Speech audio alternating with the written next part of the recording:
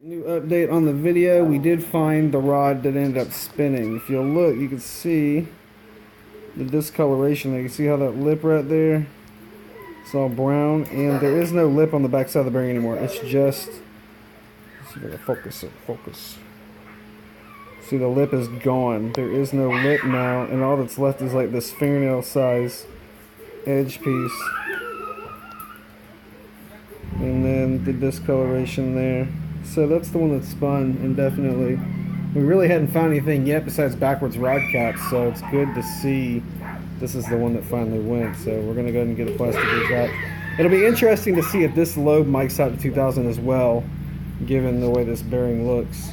Back again. Got done with this plastic. Got done with this plastic gauge here. Meshes up perfectly. Again, this is the one that spun. So I will take that. We already got this one. Now we're doing this one. We're going to torque that one down. We're going to do that one. We're going to be done. Start putting everything back together, which is like 2 girdles, a sump, and the lower engine case. So we done. And my buddy just made me a logo, which is pretty tight. So this is going to go on the valve cover and the intake manifold. New emblem. I just hope they don't get mad. Should be pretty awesome. Okay. We got the bottom buttoned up. I wanted to show you guys some more of it before I obviously finish it, so you can see some of the putting back together. I don't want it not to be put back together, and y'all be like, oh my gosh, you know, how does it go back together? Because I use the videos to reference myself. So after I got the rods tightened up, we double checked them again. Everything mic'd out great. Rods are good to go. Again, this is just a bearing swap. We didn't pull a crank or anything because number one spun. And we put the girdle back on, which don't put the girdle on first. Put your oil sump back on. I cleaned it with gasoline, sloshed it around, air compressed it out. It's good to go. No more metal shavings in there. So make sure you also have your gasket so there's no leak in there. The gasket on this one was super fresh, so I didn't swap it back out. Put your tube on first so you can tighten down this bolt, and you have access to it without this lip for the actual baffle, I guess, in the way.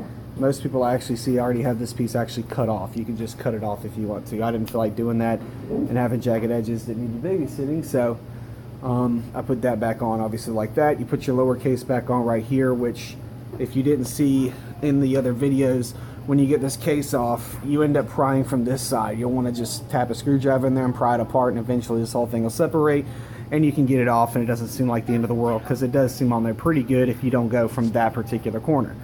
I'm going to put the case back on, then one more baffle will go back onto that piece. It goes around here. Once the oil pan housing is like right in this area, I'll flatten my oil pan back out because it's got some bent edges on it, and put all that back together. But she's pretty much ready to go. There will be videos coming up, obviously, of its first startup, so you guys can see how it worked out for me. Everything mic'd out at 2000, so it should be just fine. You guys haven't seen the Camaro yet, but we got a 98 Camaro for pennies on the dollar, and I figure it'd be a cool straight line car for in the future. But you will see a video soon of the car starting up to see if the bearings survive, and then some break-in, and some reactions on the inside, as well as a lot more drifting. We obviously want to get really handy with this car and get really active with it. That was the plan from the, hey dude, you can't be climbing on my bumper. What do you climb? Come on, man. Come on. What are you doing? There's a battery. You're going to electrocute yourself. Yeah, don't step on the battery. Anyway, there will be plenty of videos up. Like, subscribe. I hope this helps everybody. I just wanted to do one because I've already got everything out I had to do in the first place. We didn't expect to have to do it.